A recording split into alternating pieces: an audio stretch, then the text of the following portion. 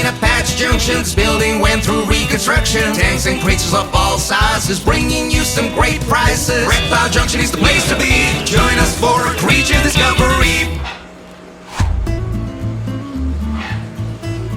So here we have a Mata turtle. They are a large predatory turtle from South America.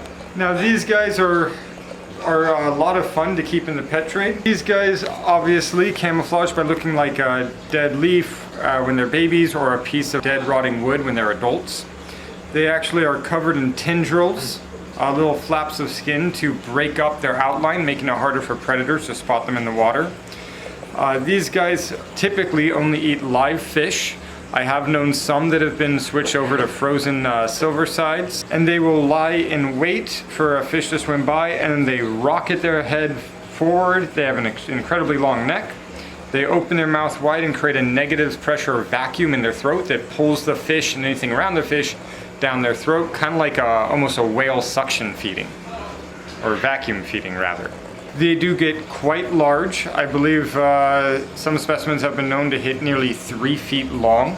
Now granted, a lot of that's going to be their neck length, but they are not a small turtle by any means. They do have pretty specific water parameters. They like relatively warm water with a high tannin concentration. So they like that kind of orange, almost red water. Just a cool alien species that you don't see too often.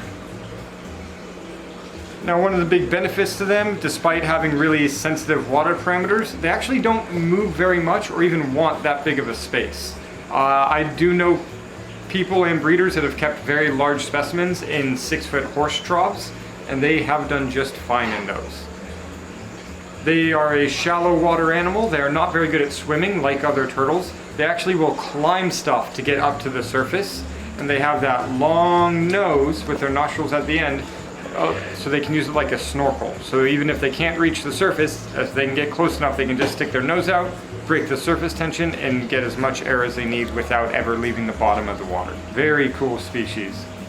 Unlike a lot of other turtles, they are always negatively buoyant. They will always sink. They do not float or are even able to breathe in enough air to make themselves positively buoyant. A lot of people say that they look like snapping turtles. I do see it just because of the rough texture of the shell, but these guys, like I mentioned for the vacuum feeding, they have very large but rather soft mouths. They do not have a hard, crushing beak, and so they really don't bite, or even if they do, it's more like being engulfed like a snake, but there's no teeth. Very unique animal.